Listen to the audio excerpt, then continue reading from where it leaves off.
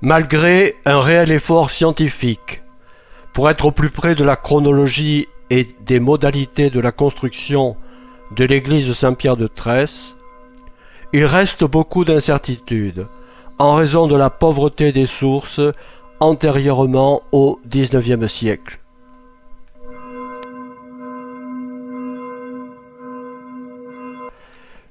L'église a toujours été approximativement au centre de la paroisse, puis de la commune de Tresse.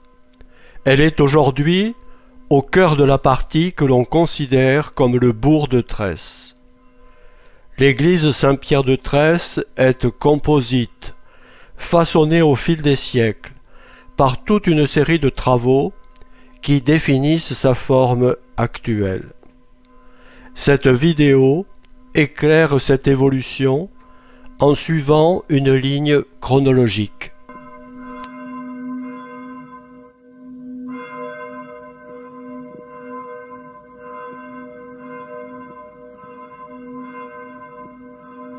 Sur la carte IGN, on constate que les courbes d'altitude diminuent en allant de l'est vers l'ouest.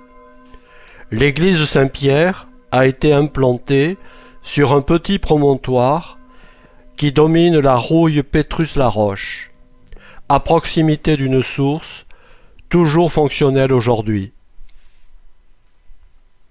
La schématisation de la carte IGN éclaire mieux encore la position de l'église Saint-Pierre, sur ce promontoire à la confluence des deux rouilles qui fusionnent avant de rejoindre le Desclos. Au XVIIIe siècle, les grands domaines actuels étaient déjà présents sur les parties hautes du plateau. Le plus difficile peut-être est d'imaginer l'église Saint-Pierre totalement isolée dans ce paysage agricole et rural. Il n'y avait probablement aucune maison en dur avant le XVIIe ou XVIIIe siècle, et deux seulement étaient mentionnés sur le plan cadastral de 1830.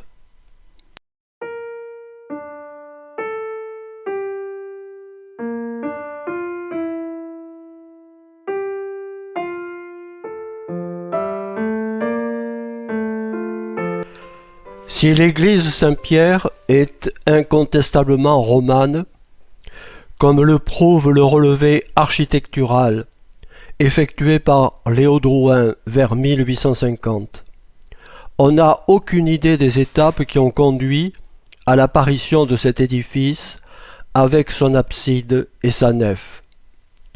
Y avait-il une chapelle seule, ou bien une chapelle avec sa nef?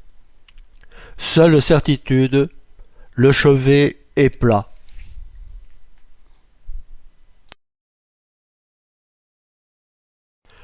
Une comparaison avec les églises romanes voisines montre que ces dernières ont des chevets arrondis, disposent d'ouvertures plus amples et ornementées, ainsi que de nombreux modillons dont certains sont sculptés. Rien de tel à Tresse, qui se démarque avec son chevet plat. Parmi les trois explications de spécialistes, supposons que c'est la solution architecturale la plus simple, la moins coûteuse, qui s'est imposée. Choix également influencé par la construction d'un clocher fortifié.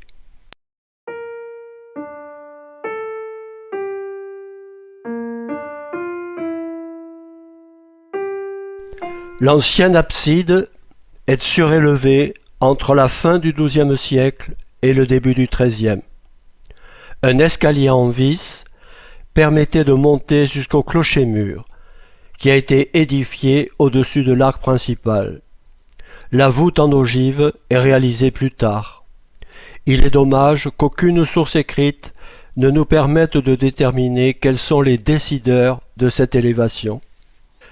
Les anciens murs de l'abside primitive sont en moellon, sur une hauteur d'environ 3 mètres. Aux angles, renforcés par des contreforts, La pierre de taille apporte la solidité. À ce niveau de 3 mètres, commence l'élévation en pierre de taille jusqu'au sommet de la voûte. Mais chaque fois que cela ne met pas en péril la structure, les bâtisseurs ont utilisé des moellons qui sont visibles entre les baies qui éclairent l'abside. Cette image en 3D propose une vue possible du sommet de l'abside avec cette forme de tour, avec ses contreforts larges et profonds. L'abside s'intègre dans une tour qui offrait incontestablement la possibilité de participer à la défense du territoire environnant.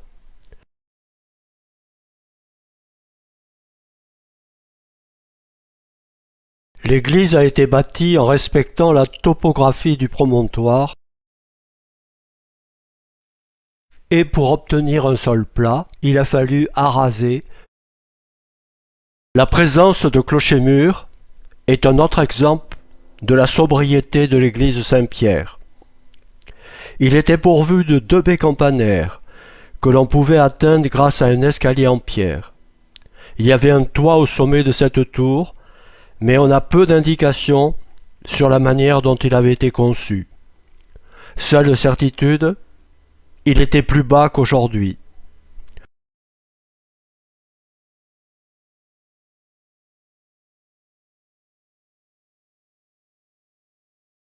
L'eau de pluie s'écoulait dans des chéneaux qui permettaient d'évacuer l'eau en direction de 2 gargouilles qui se trouvent sur la façade orientale de la tour. Apprécions le travail des artisans qui ont creusé ces canaux d'évacuation dans la pierre calcaire. D'après l'architecte des monuments historiques, ce système d'évacuation des eaux de pluie a été en partie arasé lors de l'installation des créneaux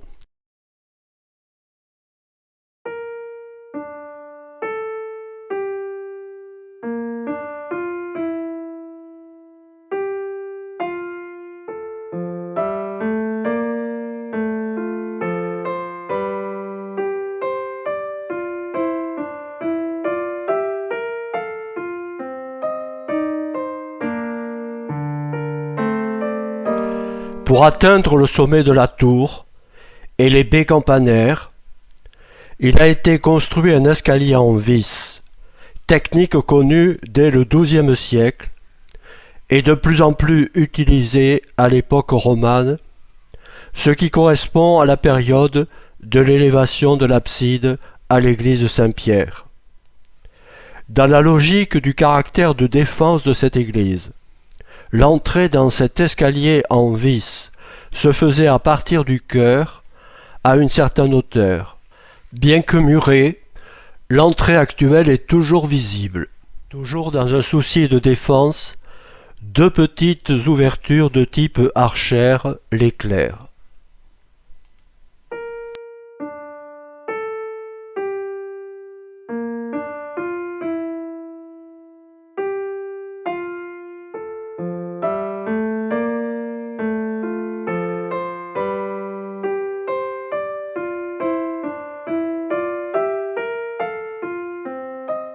Ainsi que le décrivent les historiens, la période du XIIIe siècle est marquée par des troubles d'origine diverses, et cette instabilité a manifestement conduit les personnes qui géraient l'église Saint-Pierre à utiliser la forme de l'abside avec ses contreforts, la présence du clocher-mur, pour mettre en place des créneaux afin d'assurer une meilleure protection contre les troupes qui menaçaient.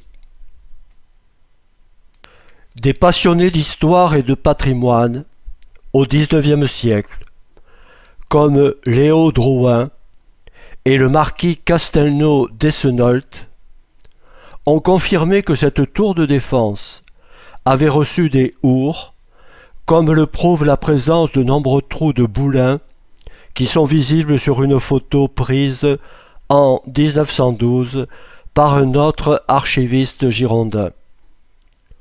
On accédait à ces hourds par un passage très étroit qui se trouvait dans l'échauguette située au sud-ouest de la tour, en contact avec le clocher-mur.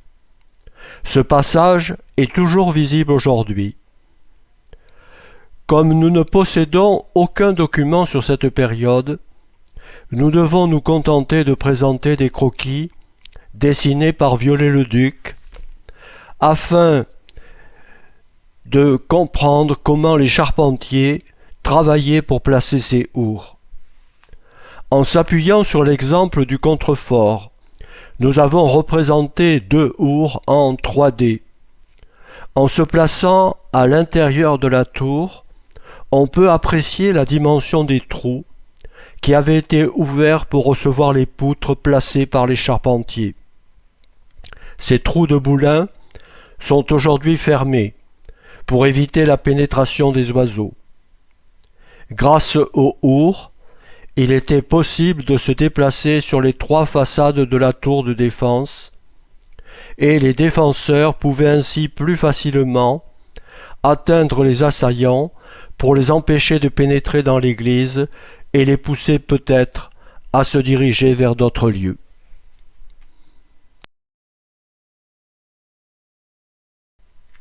Ces travaux sur le clocher fortifié, en relation avec l'insécurité qui règne au XIIIe, n'empêchent pas d'embellir l'abside en réalisant une voûte en ogive.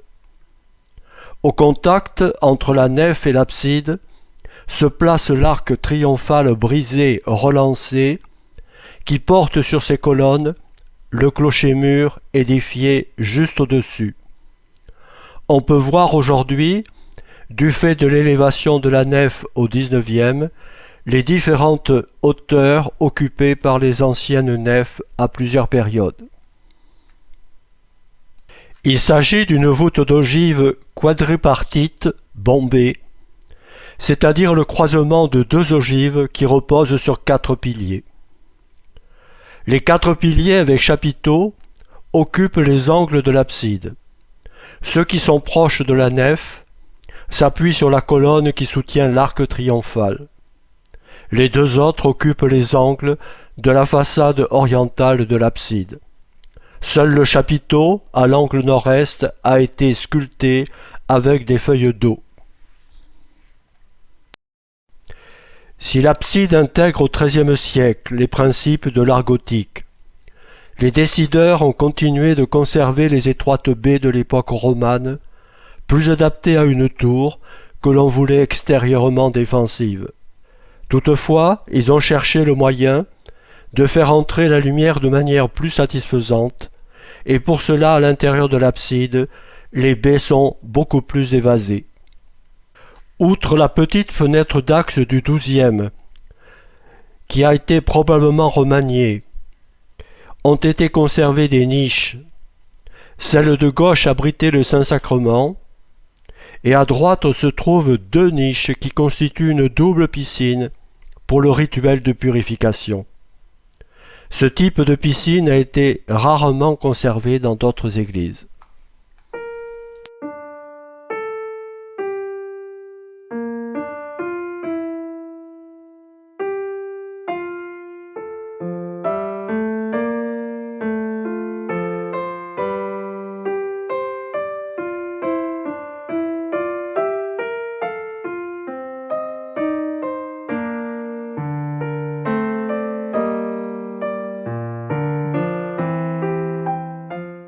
Que s'est-il passé entre le XIIIe et le XVIe siècle? Impossible de répondre à cette question faute de sources. Par contre, les spécialistes datent du XVIe, le bas-côté nord qui vient agrandir la nef. Avait-il été envisagé de réaliser également un bas-côté sud? Quoi qu'il en soit, au sud, l'ancienne façade romane restera en place jusqu'au XIXe siècle. Outre les contreforts, ce bas-côté nord est doté de 3 baies étroites, alors qu'à l'ouest et à l'est, il a été adopté une ouverture conforme au modèle architectural du XVIe siècle. À l'intérieur, la réalisation du bas-côté nord a nécessité de remplacer la façade romane par des arcs qui reposent sur des fûts cylindriques qui ont une base octogonale. Les mêmes fûts, à base octogonale, se trouvent sur la nouvelle façade nord adossée aux deux contreforts. Les voûtes d'ogive en 3 travées sont basses, retombent sur les 4 piles des arcs et sur les bas-côtés de cet agrandissement de l'église.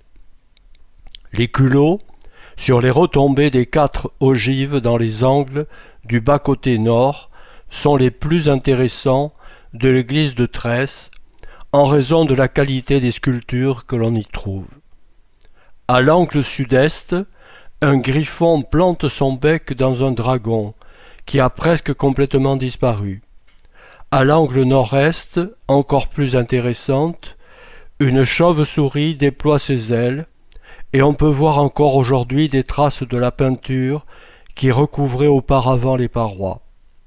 Au nord-ouest, il y avait 3 poissons qui se superposent et formaient un triangle. 2 seulement sont visibles aujourd'hui. Enfin, le culot sud-ouest est le moins riche du point de vue sculptural et représente des feuilles.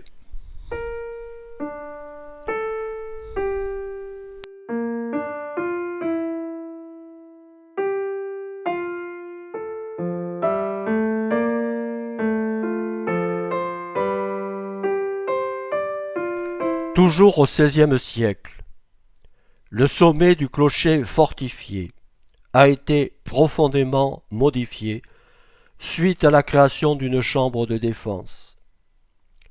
Au siècle précédent, sous l'impulsion de l'archevêque de Bordeaux, Péberlan, une chambre de défense avait été installée au-dessus de l'abside de l'église de Bouliac. Les habitants de Tresse ont bâti à leur tour une chambre de défense qui servait probablement à protéger les biens de l'église tout en abritant quelques personnes seulement. Pour y parvenir, les créneaux et les merlons ont été arasés afin de permettre l'élévation de la tour en multipliant des ouvertures pour l'éclairage de cette chambre de défense. C'est ainsi que l'historienne Michèle Gabory interprète les choses en avançant aussi l'hypothèse que cette réalisation est de la fin du XVIe siècle en relation avec les troubles religieux.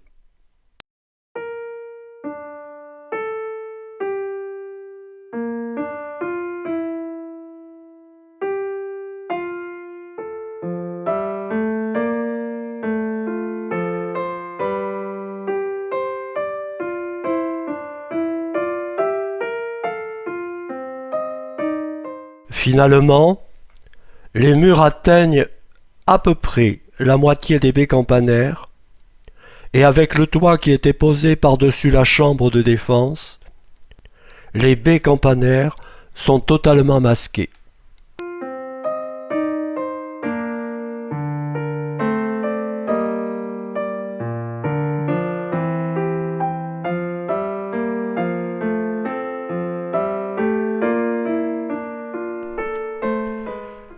Dans la deuxième moitié du XVIIe siècle, une visite pastorale de l'église de Saint-Pierre de Tresse permet de dresser un bilan négatif de l'état de cette église. Il apparaît que la moitié du clocher est tombée, ce qui s'accompagne de destructions sur le toit de la nef et les murs du côté sud. Forcément, la chambre de défense a perdu une partie de son toit et a subi, elle aussi, de gros dégâts. C'est ainsi que l'on apprend qu'il y avait 3 autels, un dans le bas-côté sud, un dans la nef et le dernier dans l'abside. En ce qui concerne ce dernier, l'auteur du rapport regrette l'absence d'une sacristie et demande, parmi d'autres recommandations, La construction de celle-ci, entre l'autel et la façade orientale de l'abside, alors que l'espace y est relativement réduit.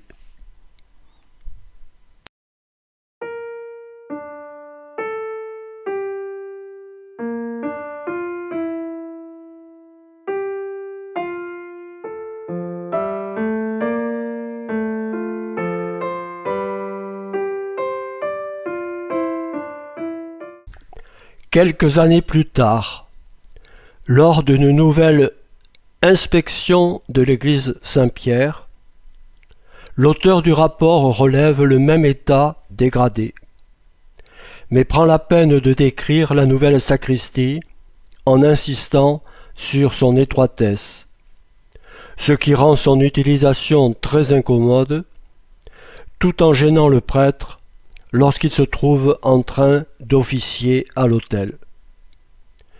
Dans ce même rapport, il décrit que le mur de la nef, sous le clocher-mur, a été partiellement détruit et que la façade nord du nouveau bas-côté est affectée d'un certain nombre de fissures qui s'agrandissent avec le temps. Au total, la circulation de l'air est tellement grande dans cette église Saint-Pierre que le Saint-Sacrement pourrait s'envoler à l'occasion.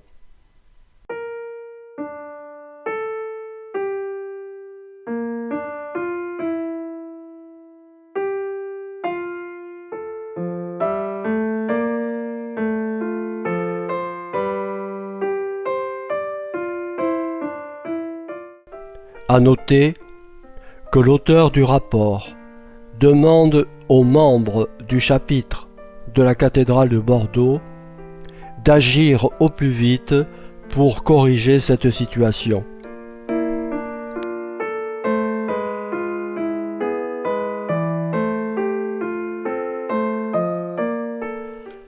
Parce que nous n'avons pas trouvé d'informations sur les travaux de restauration de l'église dans les premiers comptes rendus du conseil municipal au XIXe siècle, nous supposons que la remise en état de l'église a été réalisée au XVIIIe.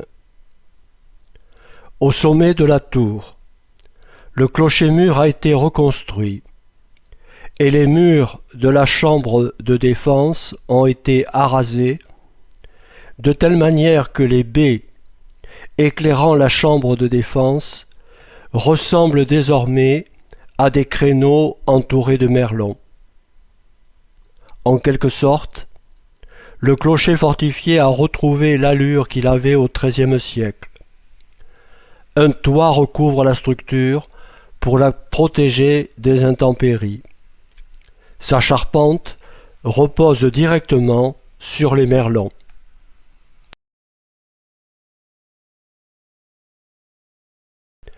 Profitant peut-être de la destruction partielle des murs de la façade sud de la nef, au pied du clocher-mur, il a été décidé de construire une chapelle qui est mentionnée sur le plan de l'église Saint-Pierre, reproduit par Léo Drouin vers 1850. Il y a une incertitude concernant l'existence d'une sacristie. L'incommodité de celle derrière l'autel permet de supposer que l'on a bien installé une sacristie au contact du mur sud de l'abside.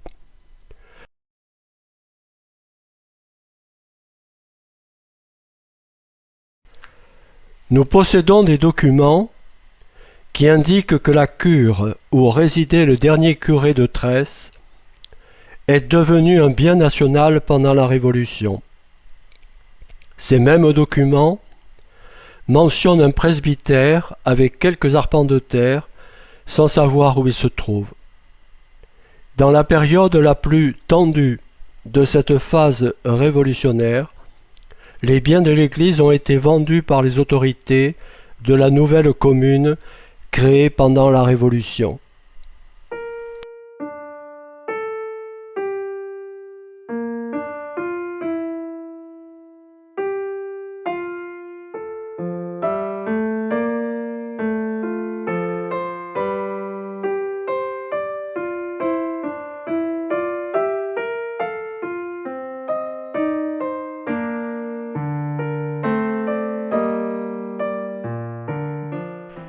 Les périodes de la Révolution et de l'Empire et les premières années du XIXe siècle n'ont pas permis d'entretenir l'église Saint-Pierre correctement. Alors même que le curé de Tresse s'installe dans un nouveau presbytère plus accueillant, il s'adresse au préfet pour lui demander de trouver des solutions afin de réparer la toiture et le lambris de la nef qui menacent ruine. En 1834, le conseil municipal de Tresse décide de construire un presbytère et réalise ainsi la première grande opération immobilière de la commune.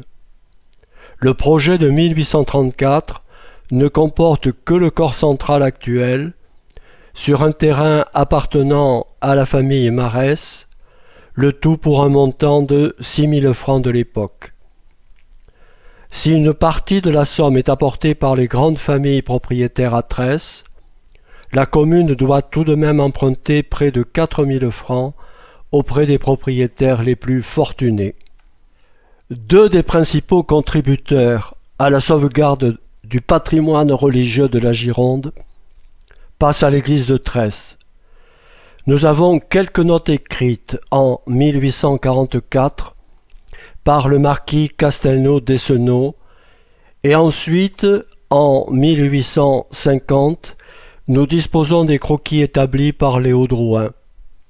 Les deux hommes font partie de la commission des monuments historiques de la Gironde et œuvrent au sein de cette commission en faveur de la restauration des anciennes églises, tout en ne portant pas atteinte à leur valeur patrimoniale. L'arrivée à la tête du diocèse de Bordeaux du futur cardinal Donnet constitue également un facteur largement positif. Ce dernier, après avoir fait dresser un bilan de l'état architectural de la plupart des églises de la Gironde, dénonce l'absence d'entretien et d'investissement pendant des années, ce qui a conduit à une situation globalement catastrophique du patrimoine religieux. Il soutient donc toutes les actions qui favorisent leur rénovation.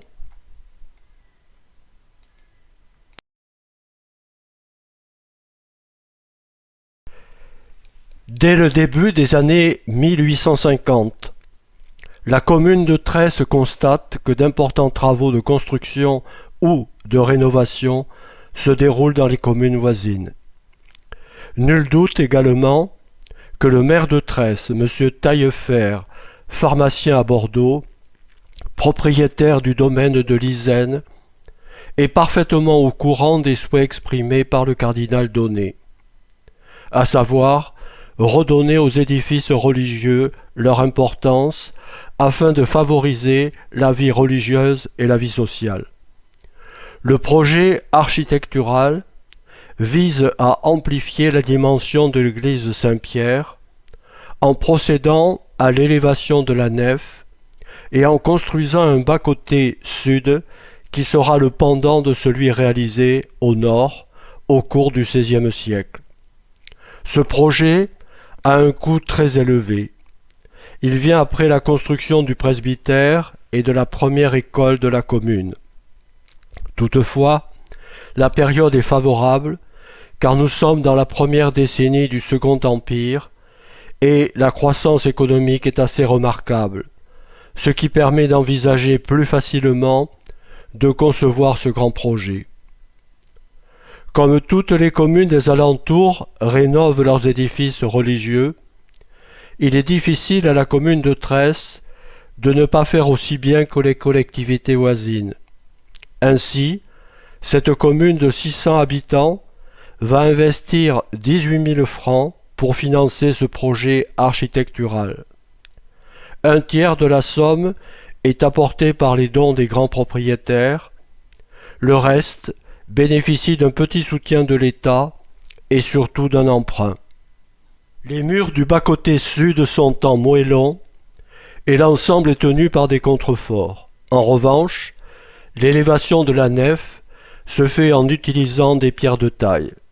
À l'intérieur de la nouvelle nef, des arcs, à l'identique de ceux du bas-côté nord, reposant sur des piliers cylindriques à base polygonale, permettent d'accéder au bas-côté sud. La voûte d'ogive repose sur des culots sculptés de fleurs. La paroi a été recouverte d'un enduit qui reproduit un appareillage en pierre où les joints sont soulignés par un fin trait rouge. Les baies, beaucoup plus amples, apportent plus de lumière dans une nef qui jusqu'alors devait être particulièrement sombre. Ces baies sont dotées de vitraux installés au fil des années et financés par quelques grandes familles.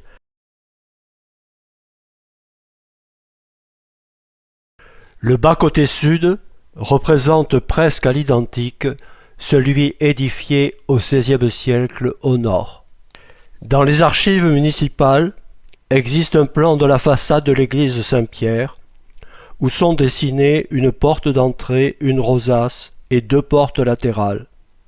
Seules ces dernières ont pu être percées. La commune édifia avec un peu de retard une nouvelle sacristie. Elle était dans un premier temps accessible directement depuis le chœur. Dans sa stratégie du renforcement de l'Église catholique, le cardinal Donnet se focalise sur la construction de clochers qui doivent rendre l'Église plus visible.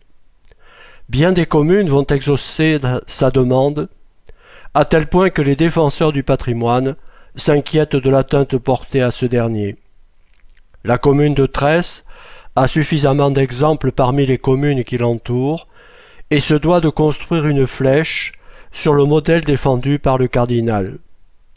Toutefois, en raison des investissements massifs dans la restauration de l'église Saint-Pierre, il faut attendre 1875 pour que le maire Charles Tessonneau, industriel à Bordeaux, porte un projet devant le conseil municipal.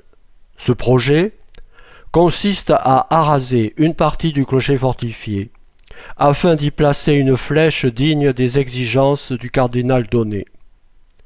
Un programme de souscription est lancé, auquel participe le cardinal. Ce projet est soumis au préfet de la Gironde, qui consulte la commission des monuments historiques. Son président et ses membres sont hostiles à la destruction du clocher fortifié et le font savoir aux autorités. Malgré les arguments du maire qui répète à longueur de courrier que l'église de Tresse n'a pas de clocher ou qu'il est en mauvais état, il est bien obligé de se plier à la décision du préfet de la Gironde. Alors qu'il lui est suggéré de restaurer le clocher du XIIIe siècle, le maire de Tresse poursuit son objectif d'une flèche digne de celle déjà construite. Il demande donc à l'architecte qui avait déjà été retenu de modifier son projet et de proposer un nouveau devis pour la construction de la flèche de 40 mètres de haut. L'architecte, qui a supervisé la construction de plusieurs flèches dans les communes de Gironde, dont celle de Sainte-Croix-du-Mont, propose de placer la flèche sur la façade, ce qui permettrait de créer un porche et une tribune ouvrant sur la nef. Ce nouveau projet a un coût plus élevé. Il faut trouver des ressources financières. Le maire de la commune sollicite donc le concours de l'État. Ce dernier lui accorde un soutien financier modeste, tout en soulignant que le devis établi par l'architecte est sous-évalué, et précise qu'il vaudrait mieux édifier une flèche un peu moins haute, car celle qui est prévue écrase complètement l'architecture de l'église Saint-Pierre. La commune ne suit pas ces recommandations, édifie la flèche, qui est en partie achevée en 1878.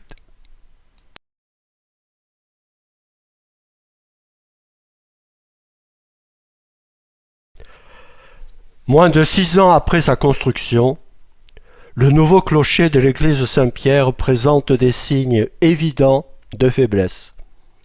Devant le risque que représente la chute de pierre, le maire de la commune demande au préfet une étude de la flèche. Le préfet nomme l'architecte en chef du département, qui, doit-on le souligner, fait partie du défenseur du patrimoine. Ceci explique peut-être que l'architecte en chef du département a eu du mal à rencontrer le maire de Tresse. Avec un certain retard, il relève toutes les fissures sur la façade nord et sud du nouveau clocher. Son rapport est extrêmement critique, car il met en cause la qualité de la construction, dont les matériaux utilisés, et considère qu'une restauration serait extrêmement coûteuse pour la commune. En conclusion, selon lui, il faut abattre cette flèche nouvellement construite. Parallèlement, le maire de la commune demande à un cabinet d'architectes d'analyser la situation, car il paraît à peu près évident qu'il tient à conserver la flèche que la commune vient de financer. Ce cabinet d'architecture met en cause la nature du sol, et pour le vérifier, procède à un sondage pratiqué à 3 mètres en avant du porche de l'église, sur 6 mètres de profondeur. Ce sondage fait apparaître le caractère fondamentalement argileux du sous-sol et la présence également d'eau à proximité de la couche calcaire. Le cabinet d'architectes préconise donc des mesures qui visent à renforcer la stabilité du nouveau clocher. Pour lutter contre le travail de l'argile en saison humide ou en saison sèche, il préconise d'améliorer l'ancrage au sol et de faire un cerclage pour arrimer la flèche à la nef. Le conseil municipal approuve cette solution. Des travaux sont entrepris en installant un échafaudage, alors que la flèche, il faut le rappeler, a un développement de 40 mètres. Le conseil municipal place une horloge au sommet de la flèche en profitant de la présence des échafaudages et remplace le carrelage par un sol en piche-pin toujours visible aujourd'hui.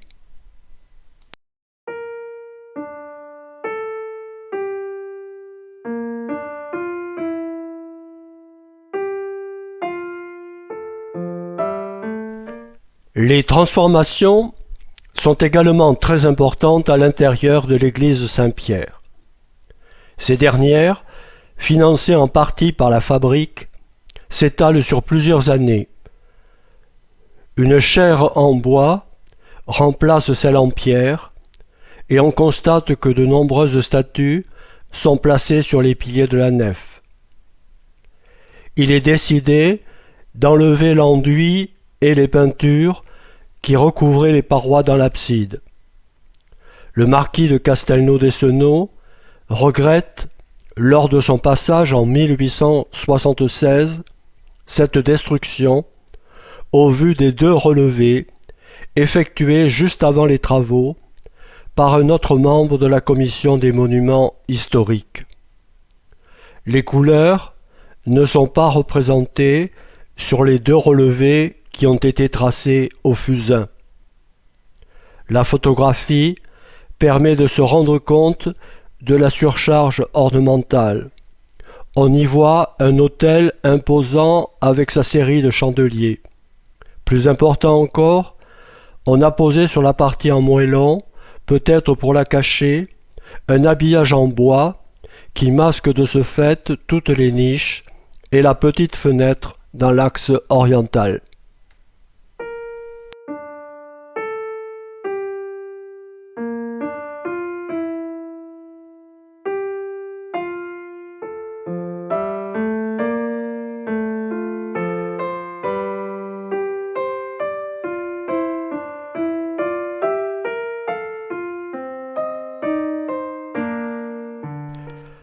Le classement à l'inventaire des monuments historiques ne permet aucune subvention, alors que la commune doit intervenir à nouveau pour sécuriser la flèche. En 1964, le clocher fortifié de l'église de Tresse est classé monument historique. Sans attendre, la commune, dans l'esprit de sobriété des années 1960, a enlevé une grande partie de l'ornementation, de telle manière que la chaire, la plupart des statues et les enduits recouvrant les parois de l'abside sont supprimés. Ainsi est mise en valeur l'appareillage en pierre et en moellon. Les niches refont leur apparition.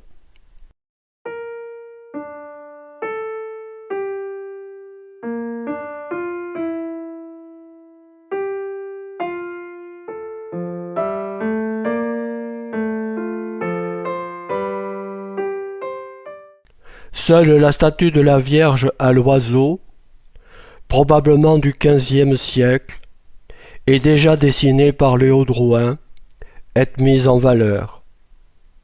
Près de l'entrée de l'église se trouve un bénitier baroque de 1609 et à proximité, un grand tableau de la Nativité a été conservé au-dessus de la porte du bas-côté nord.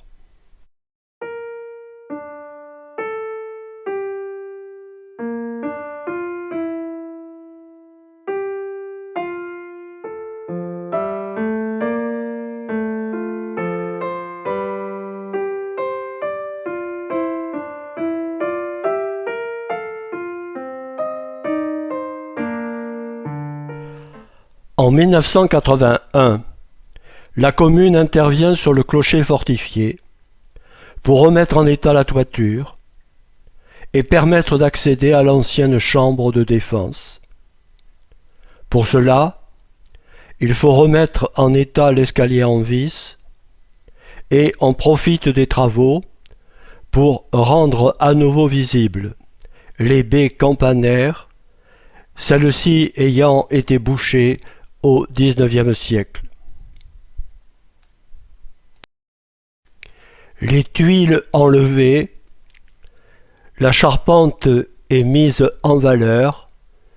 Elle date du XIXe siècle et est en bois de pin.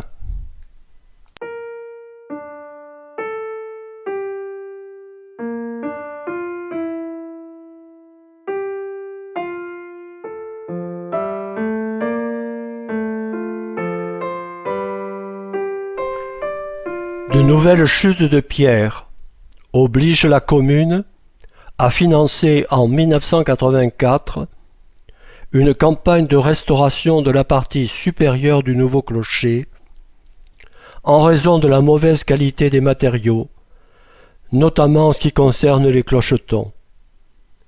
Entre en jeu le travail de l'érosion sur les pierres de taille de la partie sommitale. C'est l'occasion de montrer le savoir-faire des ouvriers qui travaillent sur ce chantier et cette démarche profite en particulier aux enfants de l'école primaire de Tresse qui sont invités à passer un moment sur le chantier.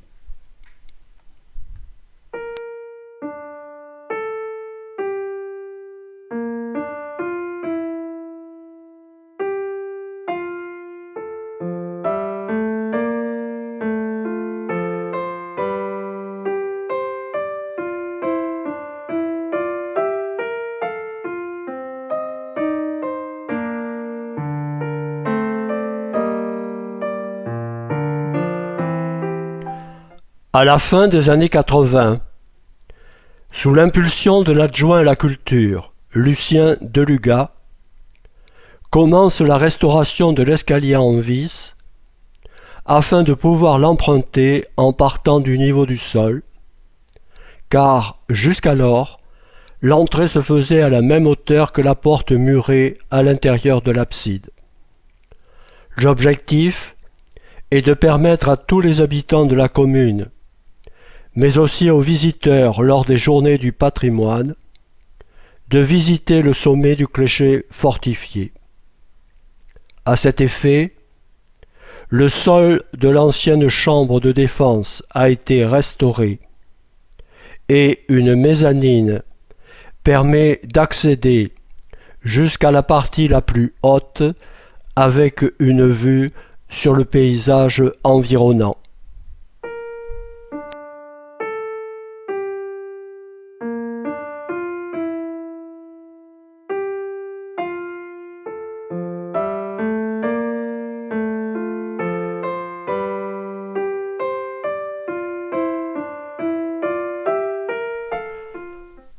Entre 2008 et 2009, l'église Saint-Pierre va connaître une profonde restauration qui a été pilotée par Michel Goutal, architecte en chef des monuments historiques. Il propose une analyse de l'évolution de l'église dans le temps et il relève les défauts dans la structure et le matériel afin d'être le plus précis possible dans l'intervention. Outre l'érosion des pierres, il faut noter les effets négatifs de la végétation qui pousse ici ou là, en raison de l'accumulation de mousse et de déchets, produits essentiellement par les oiseaux et en particulier les pigeons.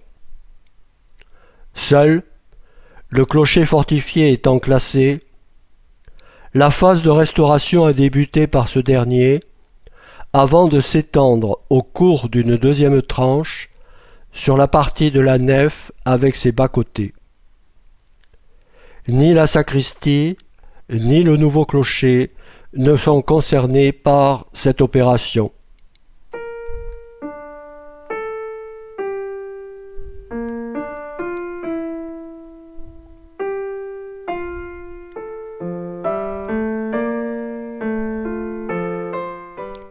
L'église Saint-Pierre est soumise à des contraintes en liaison avec les mouvements du sol et les tensions de la structure, ce qui explique la présence de nombreuses fissures tout autant dans les murs des bas-côtés que dans l'élévation de la nef.